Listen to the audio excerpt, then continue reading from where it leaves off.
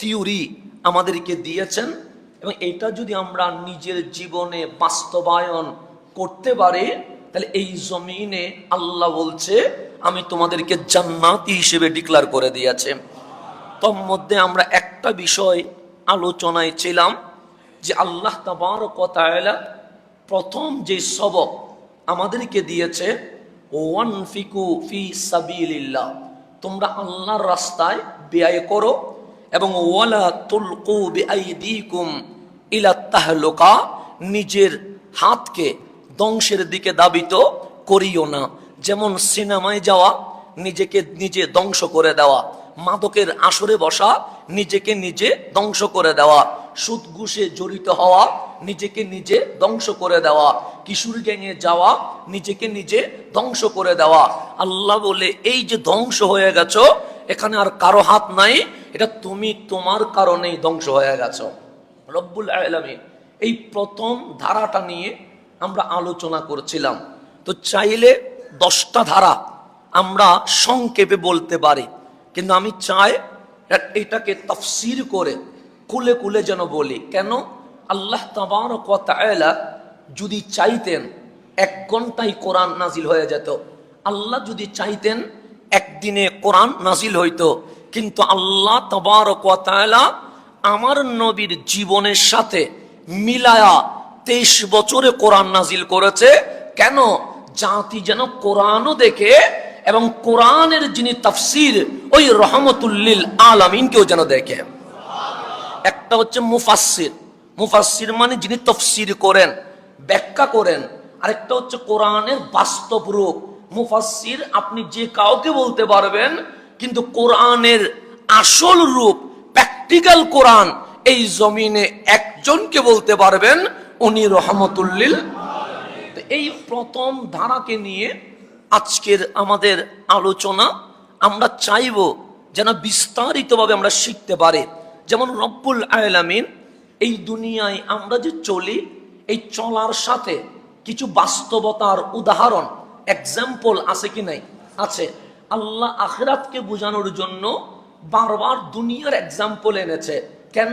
আপনাকে যদি আল্লাহ জান্নাত বুঝায়, আপনি জান্নাত বুঝবেন না, কারণ জান্নাত আপনি দেখেন নাই। সেই জন্য আল্লাহ মেরাজের আলোচনা, ঊর্ধ্বগমনের বিস্তারিত আলোচনা করে নাই। আল্লাহ বলেছেন সুবহানাল্লাযী আসরা বিআবদিহি লাইলাম মিনাল মাসজিদিল হারামি ইলাল মাসজিদিল আকসা। এখানে 2টা মসজিদের ঠিকানা দিয়েছে, একটা মসজিদে হেরাম আর একটা মসজিদে আকসা। কিন্তু উপরে আল্লাহর কিছু বলে নাই যে লিনুরিয়াহু মিন আয়াতিনা, বাস ওনাকে নিচ্ছি আমার নিদর্শন দেখানোর জন্য। তো উপরে কি আছে আল্লাহ বলে নাই। কেন? কারণ আমি আপনি জানি না উপরে কি আছে। তো আপনি যে মেরাজ নিয়ে জিজ্ঞেস করবেন, আল্লাহ যদি বলে প্রথম আসমানে অমুকের সাথে দেখা হয়েছে, তা আপনি তো জানেন না প্রথম আসমানে কে আছে। সিদরাতুল মুনতাহায় জিবরিল আর আমার নবী এরকম কথা বলেছে, সিদরাতুল মুনতাহা দেখতে কেমন, এটা তো আপনি জানেন না। কিন্তু আল্লাহ প্রশ্ন করার একটা সুযোগ করে দিয়েছে। মেরাজ নিয়ে যদি অস্বীকার করতে চাও, আমার নবী মক্কায়, তোমরা ফিলিস্তিনের মসজিদে আকসা নিয়ে আমার নবীকে প্রশ্ন করতে পারবে। তাহলে প্রশ্ন করার জন্য আল্লাহ দুনিয়ার প্র্যাকটিক্যাল কি দিয়েছেন, মেসেজ দিয়েছেন। যেমন আল্লাহ উনি খালেক হিসেবে লাইসা কামিসলিহি শাই, আল্লাহর কোনো উপমা আছে? নাই। আর সৃষ্টি জগতে যার উপমা নাই, উনি রহমতুল লিল। আমার নবী মসজিদের মিম্বরে বসে বলছেন আইয়ুকুম মিসলি, কে আছো আমার মতো? সেই দিন কেউ বলে নাই আমি আছি আপনার মতো। তাহলে নবী মাখলুকাত জগতে উপমাহীন, আল্লাহ মাবুদ হিসেবে উপমাহীন। এখন মেরাজে যেই জাত, একদিকে মাবুদ আর একদিকে মাহবুব, মাবুদেরও মেসাল নাই, মাহবুবেরও কোনো উপমা নাই। তো এখন আপনার আমার জিজ্ঞাসা, ওই মেরাজে আল্লাহ এবং হাবিব কত দূরত্ব ছিল, কিভাবে ছিল, কিভাবে কথা বলেছে, এই প্রশ্ন আমাদের মনে আসে না? নাই? আছে। তা আপনারা আল্লাহ কিভাবে বুঝাবেন? আল্লাহর তো কোনো মেসাল নাই, আমার নবীর সৃষ্টি জগতে কোনো উপমা নাই। তখন আল্লাহ আপনারে মেরাজে লামাকানে হাবিবের সাথে কিভাবে কথা বলেছে, এটা ওই কানের মেসাল দিলে আপনি কিছুই বুঝবেন না। সে আল্লাহ আপনাকে আমাকে বোঝানোর জন্য বলছে কবা কাউসাইনে আও আদানা, দনুক তো তোমরা দেখছো, দুই দনুক পাশে দাঁড় করাইলে যেভাবে মিশে যায়, মেরাজে হাবিব মাহবুব সেভাবে মিশে গেছে। তাহলে আপনাকে দুনিয়ার দনুক কামান দিয়ে বোঝাচ্ছে কেন? আপনি যদি এখন দুনিয়ায় ভাবেন, ফিলিস্তিন নিয়ে ভাবেন, কামানের কথা আসবে। ইরাক নিয়ে ভাবেন, কামানের কথা আসবে। আফগান নিয়ে ভাবেন, কামানের কথা আসবে। বাংলাদেশ নিয়ে ভাবেন, যুদ্ধ যুদ্ধ ভাব। সকল জায়গায় সর্ব অবস্থায় কামান নিয়ে কথা হচ্ছে। তা আল্লাহ বলে পাশাপাশি দুইটা কামান মিশতে রেখেছনি। আমরা বললাম মাওলা দেখেছি যে কামান যেভাবে দুইটা রাখলে একাকার হয়ে যায়, আমি আর আমার মাহবুব সেরকম হয়ে গেছে। এখন আপনি ভিডিওতে দেখছেন কামান দুইটা দাঁড় করাইছে, মাঝখানে কি আছে? গ্যাপ আছে। আপনি দেখেন ভিডিওতে দেখেন দুইটা কামান চলছে, মাঝখানে কি আছে? দুইটা মাইক দাঁড়াইছে, মাঝখানে কি আছে? তা আল্লাহ বলছে কবা কাউসাইন, মালিক দুইটা কামান এক হলে দেখলাম গ্যাপ হয়ে যায়, তার মানে মেরাজে হাবিব মাহবুবের দূরত্ব ছিল মনে হয়।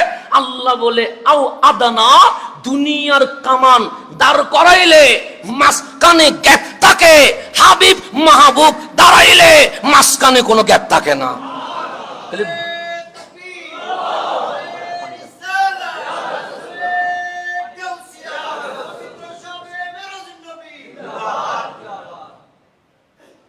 তাহলে দুনিয়ার সিস্টেমে আল্লাহ মেসাল দিয়ে আমাদেরকে বুঝাইয়াছেন দুনিয়ার উপমা আর মেরাজের উপমা কি কখনো মিলবে? কেন মিলবে না? তা আল্লাহ দুনিয়ার উপমা দিলেন কেন? যে তোমাদের ব্রেন যতটুকু ধরতে পারবে আমি আল্লাহ তোমাদেরকে সেইভাবে বুঝাইতে হবে। না হলে আল্লাহ যদি বলে আসমানে গ্রহ এরকম করছে, উপগ্রহ এরকম করে হাঁটছে, আপনিও কি বুঝবেন? আমিও কি বুঝবো? আর 1400 বছর আগে বিজ্ঞান ও মেরাজ কি বুঝেছে? বিজ্ঞান তো তখন বইয়ে লিখেই দিয়েছে উপরে যাওয়া সম্ভব নয়, অক্সিজেন নাই। আজকে বিজ্ঞান বলছে যাওয়া সম্ভব, সেটাও কার মাধ্যমে? আমার নবীর দেওয়া সূত্রের মাধ্যমে। আমার নবীর যানবাহনের নাম ছিল বুরাক, কথা ঠিক না?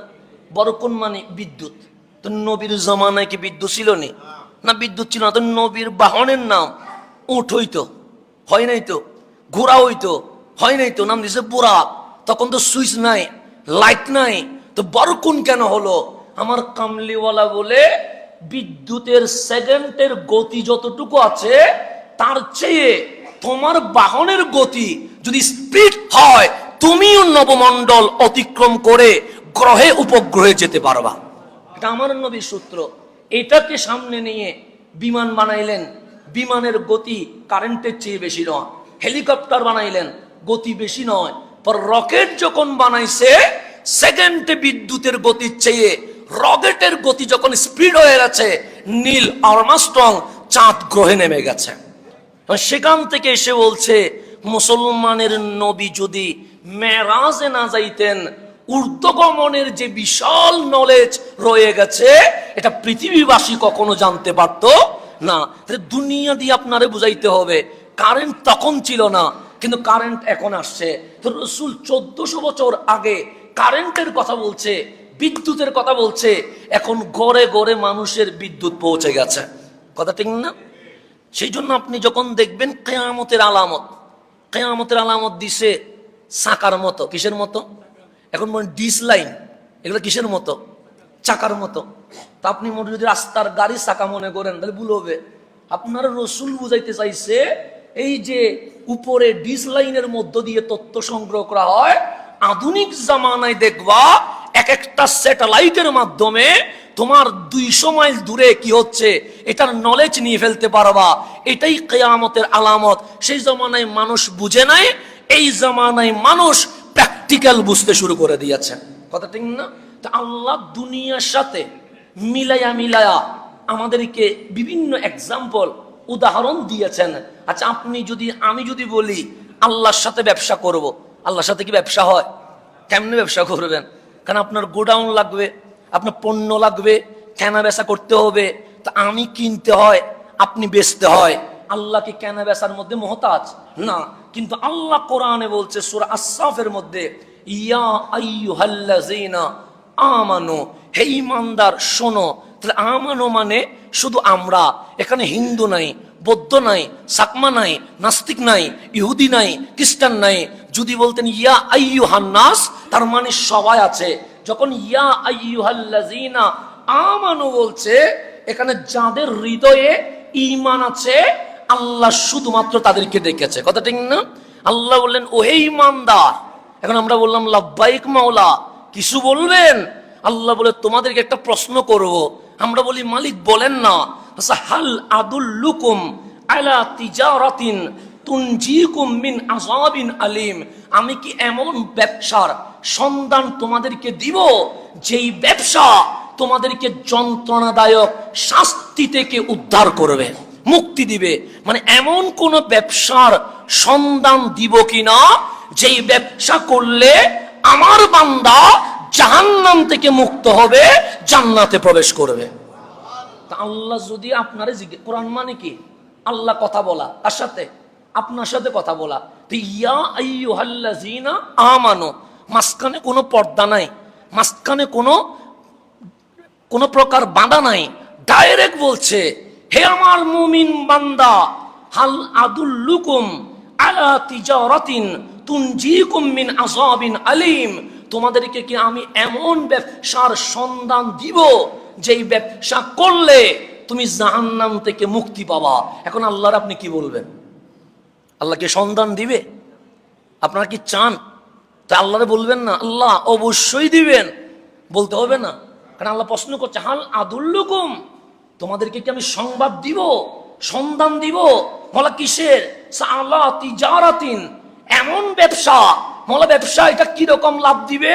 আল্লাহ বলে তুনজিকুম মিন আযাবিন আলিম, এই ব্যবসা তোমাদেরকে জাহান্নামের আযাব থেকে মুক্ত করে দিবে।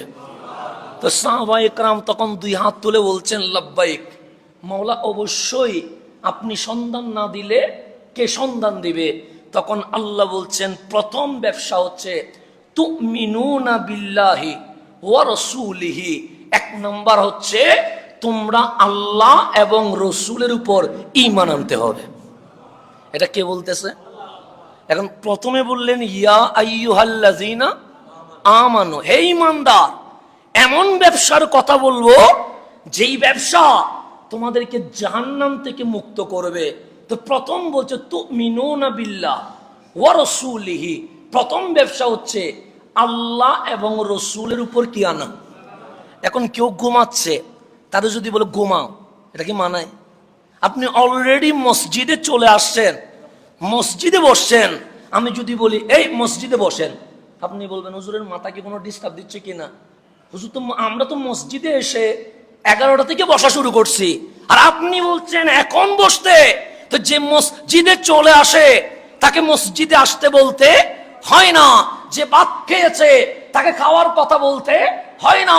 তো আমরা সবাই মুমিন, আল্লাহ বলে আবার ঈমান আনো। মালিক তুমি তো বলছো ইয়া আইয়ুহাল্লাযীনা আমানু, হে ঈমানদার, তুমি ডাকলা ঈমানদার, আবার বলছো ঈমান আনো। কেন? ঘুমাইলে কেউ বলে না ঘুমাও, খাইলে কেউ বলে না খাও, মসজিদে আসলে কেউ বলে না মসজিদে আসো। কিন্তু যখন আপনি জামা পরলেন, দেখলাম জামাটা ময়লা, তখন আমি বলবো আরেকটা জামা পরে আসো। বলবো কি বলবো না? কারণ এটা মাহফিলের সাথে মিলছে না। তাহলে জামা যদি ময়লা হয় তখন আমরা বলি কি জামা পরে আসো। তো যদি বলে আমার তো জামা আছে, কিন্তু আমি বলবো এই জামা আজকের মজলিসের সাথে কি হচ্ছে না, মিলছে না, তোমার জামা ময়লা কি হয়ে গেছে, ভরপুর হয়ে গেছে। তো আমাদেরও ঈমান আছে, ওই ঈমানে এমন ভাবে ময়লা ধরছে যেই ঈমান আল্লাহ চেয়েছিল, ওই ঈমান আল্লাহ পাই নাই বলে আবার বলছে ওই ময়লাগুলো ঝেড়ে আবার নতুন করে ঈমান আনো। এখন আপনি যদি বলেন হুজুর ঈমান আনার কথা যে আল্লাহ বলছে, ঈমানের কথা যে বলছে, আমরা ঈমান তো আছে, এখন ঈমান যে আপনি বললেন ময়লা ধরছে, কেন ময়লা ধরবে? ময়লা ধরার পিছনে অনেক কারণ আছে না নাই? যেমন অন্যায় দেখার কারণে, অন্যায় শোনার কারণে, অন্যায় বলার কারণে, অন্যায় করার কারণে, সুদ ঘুষ গ্রহণ করার কারণে, গীবত করার কারণে, জেনা ব্যভিচার করার কারণে, বেপর্দায় চলার কারণে, দুর্নীতি করার কারণে এমন কোনো অপরাধ নাই যেগুলো আমরা করি নাই। সকল অপরাধের চাদর গায়ে দেওয়ার কারণে আমার আপনার ঈমান নষ্ট হয়ে গেছে। আল্লাহ বলছে, আবার যদি জাহান্নাম থেকে মুক্ত হইতে চাও তোমাকে আবার নতুন করে ঈমান আনতে হবে। তাহলে এখন আল্লাহ ব্যবসার কথা বলছে। কিসের কথা? তো চাকরির কথা বলে নাই কেন? জি আচ্ছা, কন্টিনিউ করেন, আমি বলবো। হ্যাঁ, আল্লাহ কিসের কথা বলছে? ব্যবসার কথা। আল্লাহ ব্যবসার কথা। তো ব্যবসার কথা বললেন কেন? আল্লাহ চাকরির কথা বলতে পারে না? কৃষিকাজের কথা বলতে পারে না? বলতে পারে তো, কিন্তু ব্যবসার কথা বললেন কেন?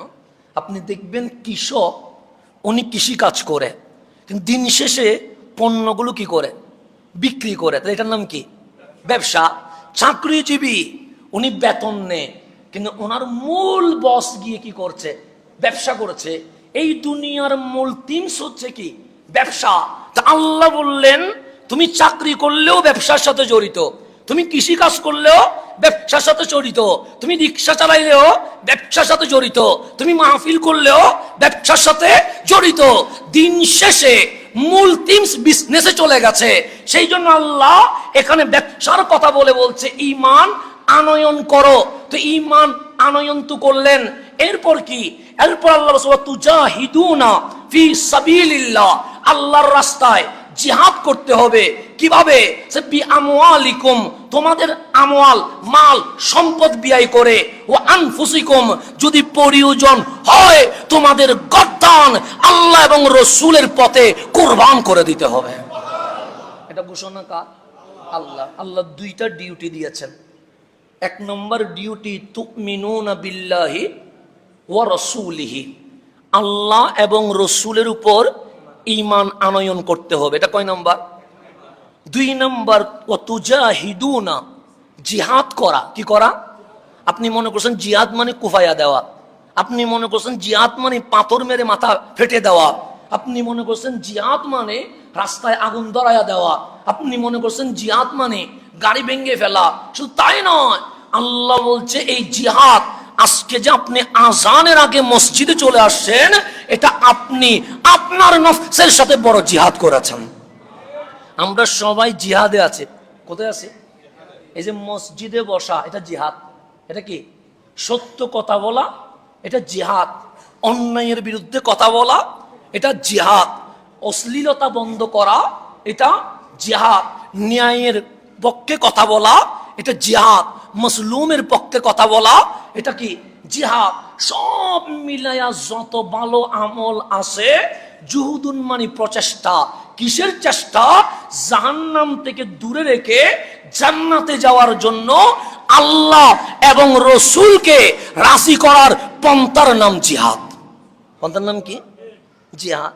যেমন বাংলাদেশে কি কোনো এখন বদরের মতো অবস্থা আছে? নাই। উহুদের মতো আছে? তা আপনি কারে কুফাবেন? তা আপনি আমি জিহাদের ব্যাখ্যা মনে করছি কুফায়া দেওয়া, আপনি আমি জিহাদ মানে মনে করছি মাথা ফেটে দেওয়া, আপনি আমি জিহাদ মানে মনে করছি গাড়ি ভেঙে দেওয়া। এটার নাম জিহাদ নয়। এই যে আপনি মসজিদে আসলেন, এটার নাম জিহাদ। আপনি সত্য বললেন, এটার নাম জিহাদ। আপনি মুসলিমের পক্ষে কথা বলছেন, এটার নাম জিহাদ। এখন যদি বলেন হুজুর গর্দান কি দেওয়া লাগবে না? অবশ্যই। ফিলিস্তিনের যে অবস্থা বর্তমান চলছে, ওই অবস্থা যদি বাংলার জমিনে শুরু হয়, তখন ঘরে বসে থাকার সময় নাই, আপনাকে গর্দান দেওয়ার জন্য মাঠে নামতে হবে। এটা বুঝতে হবে। আপনাকে অবস্থা বুঝে ফতোয়া দিতে হবে। কি বুঝে? অবস্থা বুঝে ব্যবস্থা। সেই জন্য মক্কার জমিনে নবী ছিলেন, কিন্তু সেখানে জিহাদের কথা বলে নাই। কেন? সেখানে মুসলমানের শক্তি ছিল কম, মুশরিকের শক্তি ছিল। আমার রাসূল শান্তির জন্য মদিনায় চলে আসে, কিন্তু মদিনায় আসার পরেও যখন ওরা শান্তি দিচ্ছে না, এরপর আমার নবী বলছে পিঠ যখন দেওয়ালে ঠেকে গেছে, এখন আর বসে থাকার কোনো সময় নাই, তখন মাঠে নামতে হবে। এটার নাম কি? জিহাদ। তাহলে আল্লাহ বলছে 1 নাম্বার তুমিনুনা বিল্লাহ ওয়া রাসূলিহি, আল্লাহ এবং রসুলের উপর ঈমান আনা। 2 নাম্বার ওয়া তুজাহিদুনা ফি সাবিলিল্লাহি বিআমওয়ালিকুম ওয়া আনফুসিকুম, নিজের সম্পদ দিয়ে নিজের জান দিয়ে আল্লাহর পথে কি করা, জিহাদ করা। যেমন আমাদের খলিল ভাই টাকা তুলছে, আপনি টাকা দিচ্ছেন, কোথায় দিচ্ছেন? ঘরে দিচ্ছেন, বাড়িতে দিচ্ছেন, বাংলোতে দিচ্ছেন, কোথায় দিচ্ছেন? মসজিদে। এটার নাম তুজাহিদুনা ফি সাবিলিল্লাহি বিআমওয়ালিকুম, আপনি আপনার মাল দিয়ে আল্লাহর মসজিদ কায়েমে যেই প্রচেষ্টা করেছেন, মালিক বলে এটার নামও জিহাদ হয়ে গেছে। তাহলে আমরা সর্ব অবস্থায় কিসে আছি? এই জামানায় বর্তমান সময়ে তো আমি বলবো হালাল ইনকাম করতে পারা এটা এই জীবনের সর্বশ্রেষ্ঠ জিহাদ। কি ইনকাম করা? বর্তমান হালাল বলতে কিছু আসেনি, নাই। এমন সিস্টেম আপনাকে অ্যাপ্লাই, বাস্তবায়ন করেছে। ব্যাংকে গেলেও সুদ আসে না? নাই, আছে। সমাজের মধ্যে ঘুষ আসে না? নাই, আছে।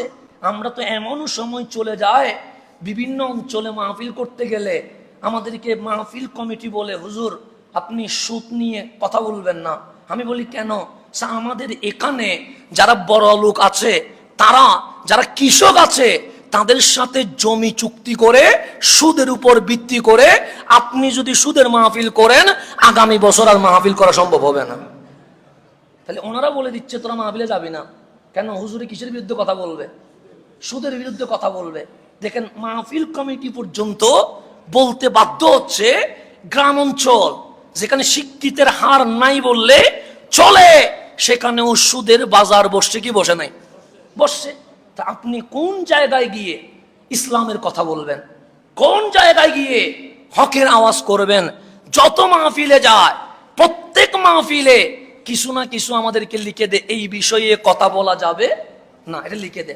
আজকে আমি 6 বছর মাহফিল দেখছি, প্রায় মাহফিলে একটা শব্দ লিখে দিবে, রাজনীতি নিয়ে আলোচনা করা যাবে না, এটা লিখে দিবে। 6 বছরে দেখলাম আজকে পর্যন্ত। আমি কালকেও একটা স্লিপ দেখলাম যে রাজনীতি নিয়ে আলোচনা করা যাবে। আমি বললাম আমি কেন রাজনীতি নিয়ে আলোচনা করব? কিন্তু আমার কোরআন তো সংবিধানের কথা বলে, আমার কোরআন তো আইনের কথা বলে, আমার কোরআন তো রাষ্ট্র কিভাবে পরিচালনা হবে এই বিষয়ে কথা বলে। তা আমার কোরআনে যদি রাষ্ট্র ব্যবস্থার কথা থাকে আর আমি যদি কোরআনের মুফাসসির হই, অবশ্যই আমাকে সংবিধান, অর্থনীতি, রাষ্ট্রনীতি, পররাষ্ট্রনীতি সব বিষয়ে কথা বলতে হবে। কোন বিষয় বাদ দেওয়ার কোন সুযোগ আছে? আল্লাহ বলছে তিবিয়ানান লিকুল্লি শাই, আমার কোরআন আমি সব বলে দিয়েছি। আজকে বাংলাদেশের যে সমস্যা চলছে, এই সমস্যার সমাধান এই জমিনে কোথাও পাবে না, একটা জায়গায় পাবে, ওই জায়গার নাম আমার নবীর দরবার। কথা ঠিক না? ওইখানেই সমাধান আছে। সেজন্য সংবিধান নিয়ে কথা বললে আমরা অবশ্যই কথা বলতে হবে, রাষ্ট্র নিয়ে কথা বললে অবশ্যই আমরা কথা বলতে হবে, ল নিয়ে কথা বললে অবশ্যই আমাদের কথা বলতে হবে। কেন? আমরা যেটা পরামর্শ দিব, এই পরামর্শে 18 কোটি বাঙালি তার অধিকার ফিরে পেয়ে যাবে। আমরা কোনো একটা নির্দিষ্ট গোষ্ঠীর জন্য কথা বলবো না, কারণ কোরআন নির্দিষ্ট গোষ্ঠী নিয়ে কথা বলে নাই। কোরআন পুরা বিশ্বের 800 কোটির অধিক মানুষ নিয়ে কথা বলেছে। তা আপনাকে আমাকে এই সমাধান দেওয়ার দরকার আছে না নাই? আমরা না বললে এই হকের আওয়াজ যাবে কিভাবে? আমরা না বললে মানুষ বুঝবে কেমনে কোরআনে কি আছে, সমাধান আছে? সেই জন্য তো বারবার ভুল হচ্ছে, বারবার ভুল হচ্ছে।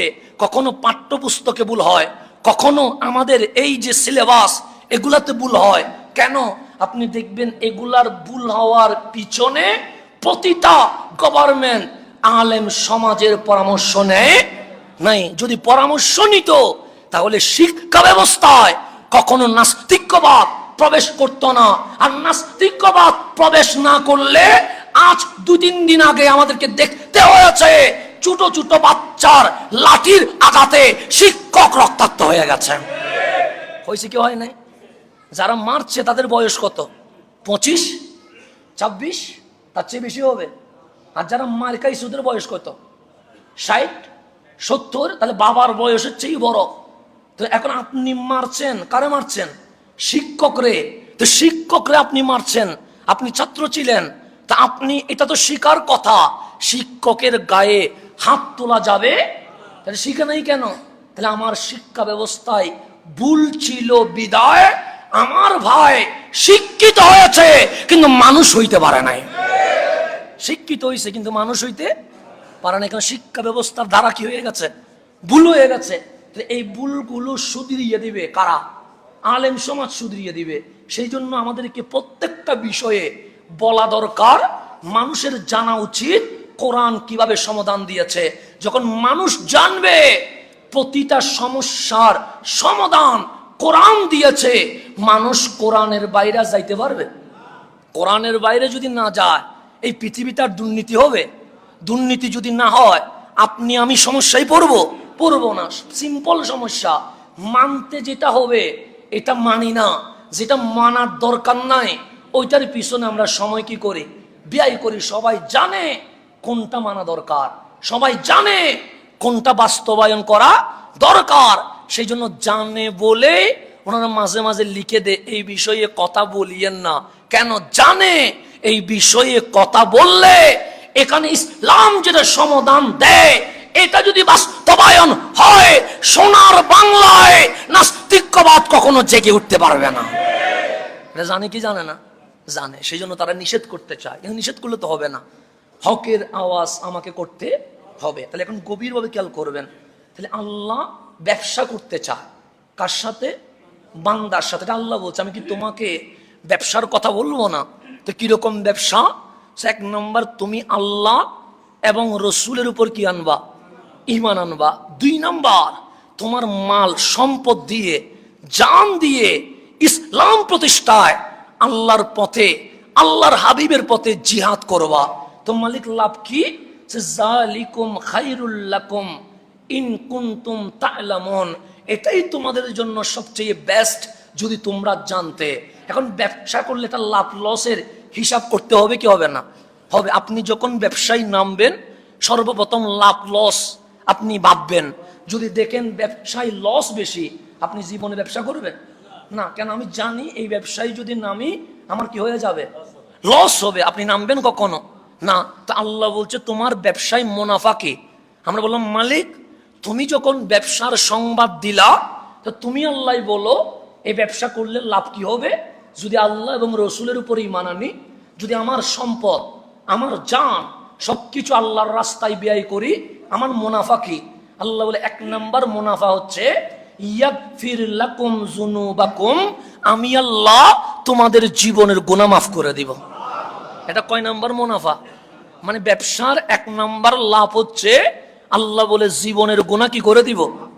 2 নম্বর, ওয়া ইউদখিলকুম জান্নাতিন তাজরি মিন তাহতিহাল আনহার, এমন জান্নাতে তোমাকে প্রবেশ করাবো যেই জান্নাতে যার নিচে নদ নদী বিরাজ করছে। এটা কয় নাম্বার? 2 নাম্বার। তার 3 নাম্বার কি?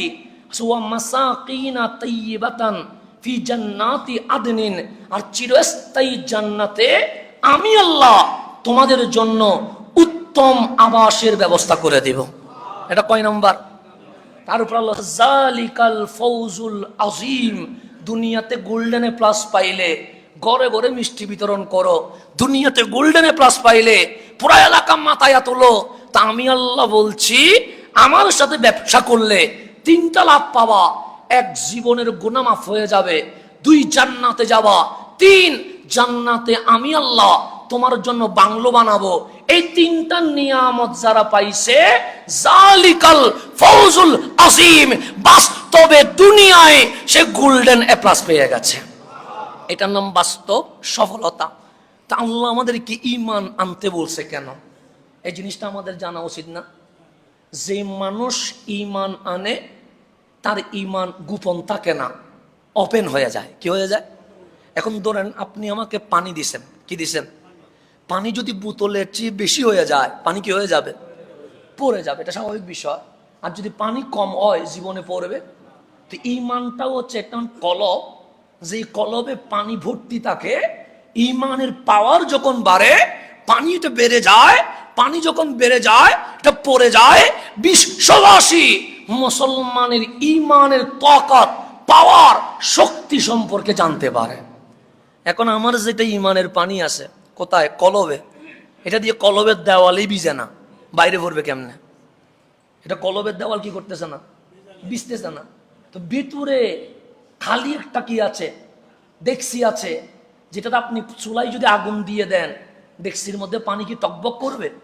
করবে না, কারণ ডেকসিতে পানিই নাই, বরং ডেকসিটা জ্বলে যাবে কিছুক্ষণ পর। তা আপনার আমার ভিতরে ঈমান যেটা আছে এটা কি হয়ে গেছে? খালি হয়ে গেছে। ঈমানের নূর যার ভিতরে ঢুকে গেছে, কখনো ঈমান গোপন থাকে না, ঈমান কি হয়ে যায়? ওপেন হয়ে যায়। মুসা আলাইহিস সালামের নাম শুনছেন নে? দামি না অদামি? ওনার জমানায় আরেকজন ছিল, নাম তার ফেরাউন। নাম কি? বিশ্বে যত জালেম আসবে মানুষ তারে যেন ফেরাউন ডাকে, কথা ঠিক না? বিশ্বে যত জুলম জালেম তাকে মানুষ বলে এই যুগের ফেরাউন, বলে কি বলে না?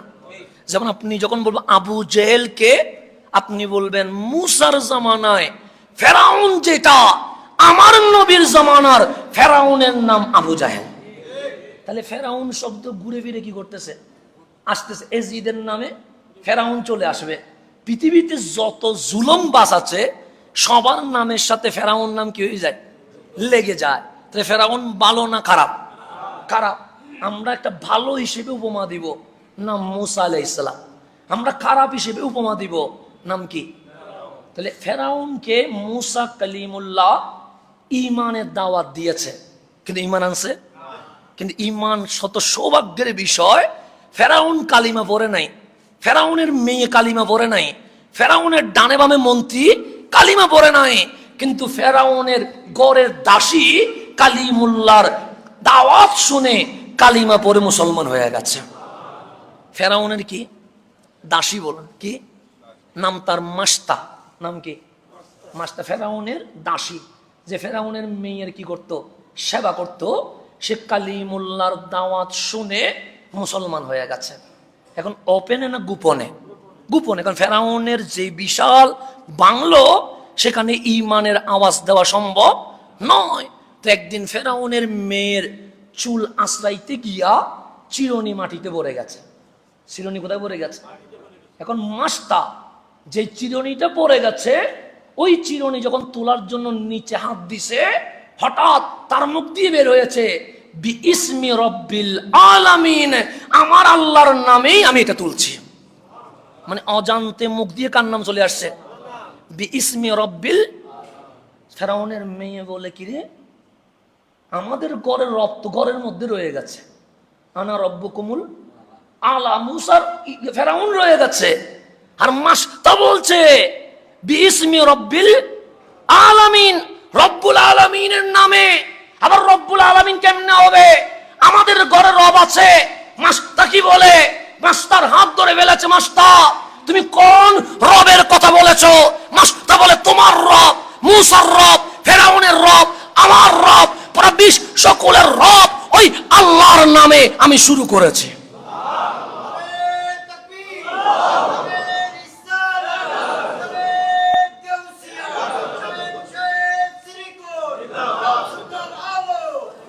তাহলে মাস্টা বলছে আমি আল্লাহর নামে কি করলাম? তুমি ফেরাউনের মেয়ে বলছে মাস্তা, আমার বাবা কি রব নয়? আমার বাবা কি? যিনি বলছে আনা রব্বুকুমুল আলা, পুরা মিশর আমার বাবাকে রব মানছে, তুমি কি আমার বাবাকে রব মানো না? মাস্টা বলে, তোমার বাবা 2 নাম্বার। কয় নাম্বার? বলছে 2 নাম্বার। কি বললো? হ্যাঁ, তোমার বাবা কোনো রব না, এটা বান্দা, কিন্তু নিজে অহংকার করে নিজের কি বলতেছে? রব বলতেছে। তুমি রব মানো না? বলছে, আমি মাস্তা তোমার বাবাকে রব মানি না। তো মেয়ের কাছে বাবার প্রতি একটা টান আছে না নাই? দিছে দূর বাবার কাছে। বাবা, মাস্তা কি বলে শুনেছ? কি বলে? আমার চুল আঁচড়াতে গিয়ে চিরুনি নিচে পড়ে গেছে। সে বলছে বিইসমি রব্বিল আলামিন, রব্বুল আলামিনের নামে চিরুনি তুলছে। তুমি নাকি 2 নাম্বার, তুমি নাকি আমাদের রব নয়, রব নাকি আল্লাহ। ফেরাউনের মাথা গরম হয়ে গেছে। আমার দাসী আমার রব না মানে মুসার রবকে রব মানে, তাড়াতাড়ি ডেকে আনো। মাস্তা চলে আসলেন। ফেরাউন বলছে, আমি কি রব নয়? মাস্তা বলে, না। বলছে, তুমি কি সত্য বলছো? হ্যাঁ। তুমি কোন রব রে মানো? আচ্ছা ফেরাউন, আপনি জানেন যিনি রব তিনি লা ইলাহা, আপনি না জানার ভান ধরবেন না। আপনি জানেন আল্লাহ এক, শুধু শুধু অভিনয় করার দরকার নাই। আর কতদিন নিজের রব দাবি করবেন?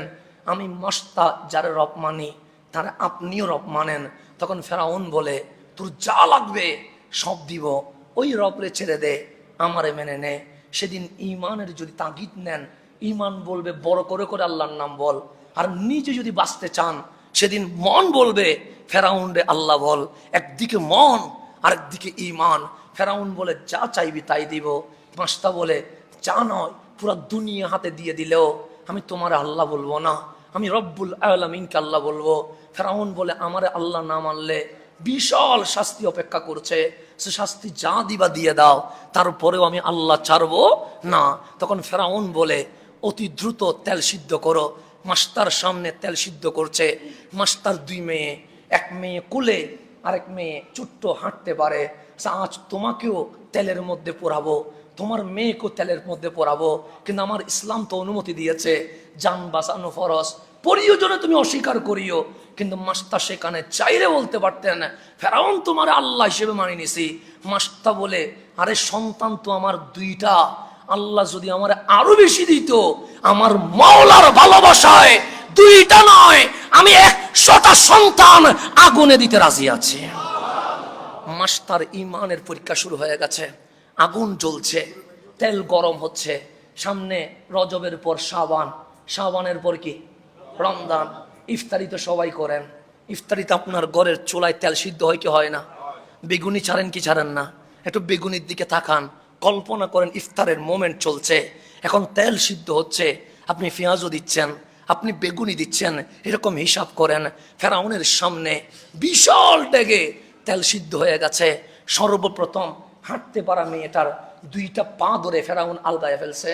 বলছে, মাস্টার সময় আছে, তোমার মেয়ের মাথা নিচে পাও পরে বেগুনি যেভাবে ছাড়ে আমি সেভাবে আগুনে ছাড়বো, সইতে পারবানি? মাস্টার বলছে, সইতে পারবো, আমার আল্লাহর জন্য আমি দিয়ে দিব।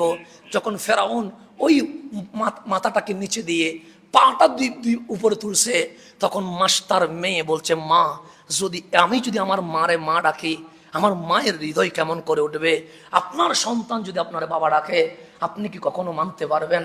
সেদিন একদিকে মা, আরেকদিকে 3-4 বছরের কন্যা যিনি হাঁটতে পারে, মাথা নিচে পা উপরে, ফেরাউন পা ধরে আছে আর নিচে তেল সিদ্ধ হচ্ছে। ওই অবস্থায় মাস্টার মেয়ে বলছে, মা আমি কিন্তু আগুনের উপরে আছি। মা চোখ বন্ধ করে ফেলেছে। বলছেন মাস্টার বলছেন, বাবা আমি তোমাকে বিদায় দিয়ে দিব। আমার মন বলছে মালিক হয়তোবা মাস্টার চোখের পর্দা তুলে দিয়েছেন, ডাক দিয়েছে, মারে দুনিয়ার মায়ের মতো চিল্লাইতে হবে না, তোর মেয়ে দুনিয়ার সামনে আগুনের উপর জ্বলছে, কিন্তু আমি আল্লাহ তাকে জান্নাতে নিয়ে যাচ্ছি, দেখ সে কষ্ট পাচ্ছে না। আমার মনে হচ্ছে মাস্টার ওই লেভেলে ছিল। মাস্টার দেখে আছে, আওয়াজ করছে না, শব্দ করছে না। ইমানের পাওয়ার কারে কয়? মেয়েরে দিয়ে দিয়েছে। কিছুক্ষণ পর বেগুনের মতো ফুলে উঠে গেছে, একটা লাশ হয়ে গেছে। ফেরাউন দ্বিতীয়বার দুধের কন্যাকে টান দিয়ে নিয়ে নিয়েছে।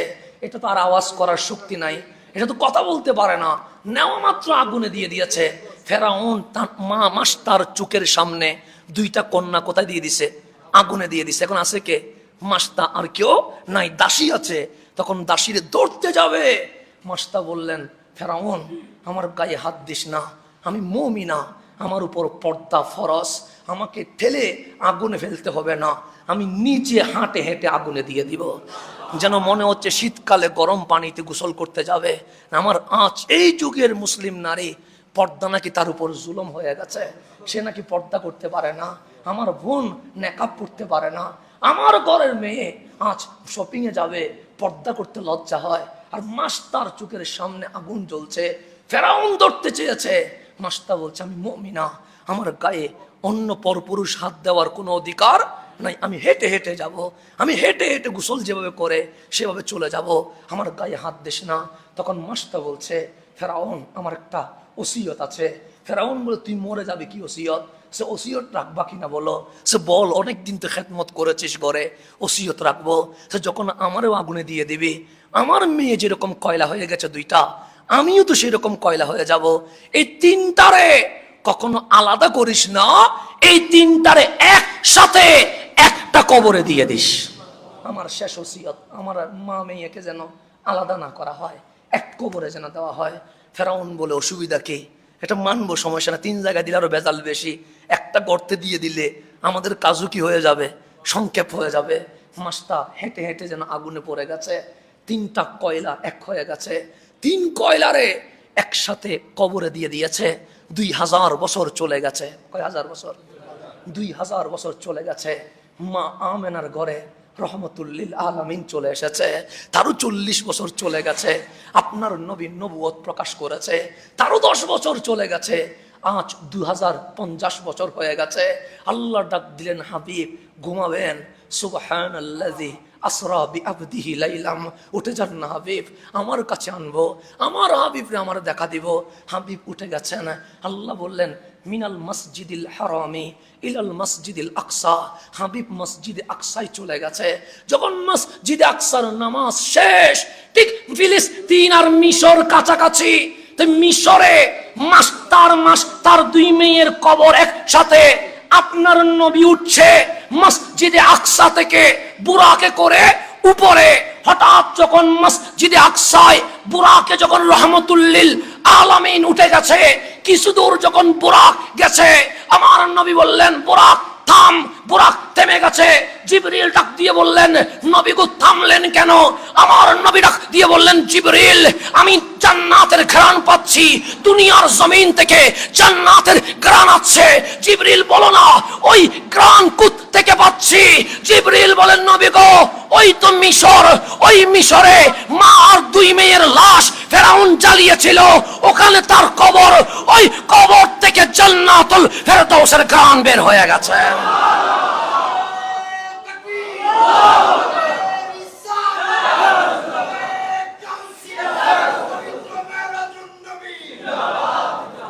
তাহলে ফেরাউন জ্বালাইছে কয় বছর আগে?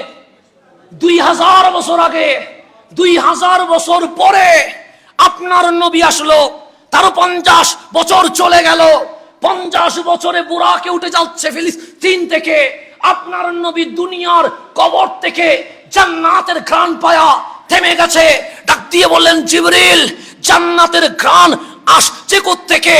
জিবরিল বলে, ওই তো মাস্টার মেয়ের কবর, এর চেয়ে আরো 1500 বছর চলে গেছে। 4000 বছর পর মসজিদে গাউসুল আজমে আজ মাস্টার আলোচনা হচ্ছে। এটার নাম ঈমান। এটার নাম কি? 4000 বছর পর দাসীর নাম হচ্ছে মাস্টার। রানী ছিল না, কুইন ছিল না, ছিল কি? দাসী। দাসীর নাম আজ গৌসুল আজম মসজিদে আলোচনা হচ্ছে কয় হাজার বছর পর? 2050 বছর পর আপনার নবী আলোচনা করেছে, তারও 1500 বছর পর, তার মানে 3500 বছর। 3500 বছর পর আজ আমি গৌসুল আজম মসজিদে বলছি, মাস্তা নামের এক দাসী ছিল যে মাওলার প্রেমে নিজে আগুনে ঝাঁপ দিয়ে দিয়েছে। তাহলে আজ 3500 বছর পর মাস্টার আলোচনা হচ্ছে। কত রানী আসলো, নাম কেউ মনে রাখে নাই। কত রাষ্ট্রপতি আসলো, নাম কেউ মনে রাখে নাই। কত সুলতান আসলো, নাম কেউ মনে রাখে নাই। এক দাসী যার বুকে ঈমানের আগুন জ্বলেছিল, ওই দাসীর নাম 3500 বছর পর ঢাকার শাহজাহানপুরে উচ্চারিত হচ্ছে। তা আল্লাহ বলছে, মাসটা যেরকম ঈমান এনেছে, আমি আল্লাহ তোমাদের কাছে ওই রকম ঈমানটা চাই। আল্লাহ মাস্টার ঈমান চায়, আমার ঈমান চাচ্ছে না। হাসানের মতো ঈমান আনিস না, আমার মতো ঈমান আল্লাহ চাচ্ছে না।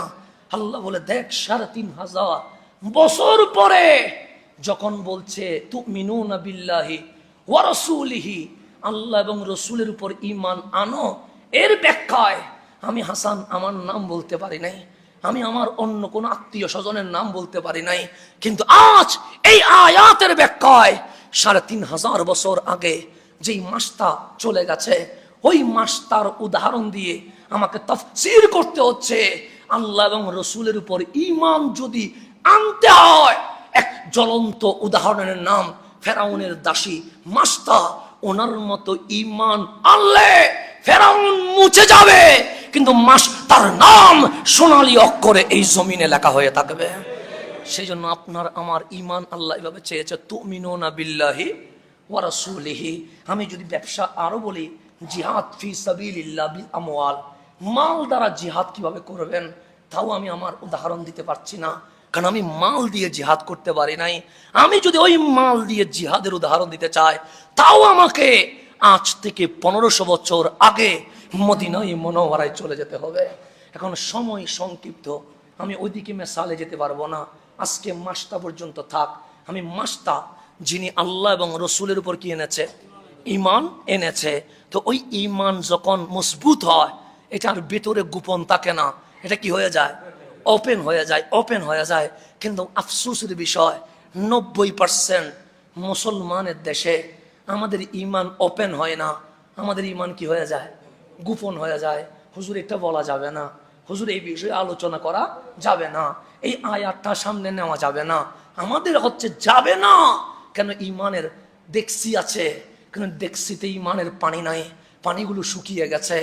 আবার যদি এই জমিনে ইসলামের নূর কায়েম করতে হয়, ডেকসিতে পানি আনতে হবে। কেমন পানি? যে পানিটাই টুম্বুর হয়ে গোপন নয়, ওপেন হয়ে যাবে, ওই রকম ঈমান আসতে হবে, তাহলেই আমরা জিতবো। তাহলে ওয়ানফিকু ফি সাবিলিল্লাহ, আল্লাহর রাস্তায় দান, এটা এমন ভাবে দান করতে হবে, নিজেকে দান করে দিতে হবে প্রয়োজনে, নিজের সম্পদকে দান করে দিতে হবে প্রয়োজনে, নিজের সন্তানকে দান করে দিতে হবে প্রয়োজনে, প্রয়োজনে নিজের অস্তিত্ব বিলীন করে দিতে হবে। তারপরেও আল্লাহ এবং রসুলের মিশন কি করতে হবে, জারি করতে হবে। আল্লাহ যেন আমাদেরকে বুঝার তৌফিক নসিব করেন, আমিন।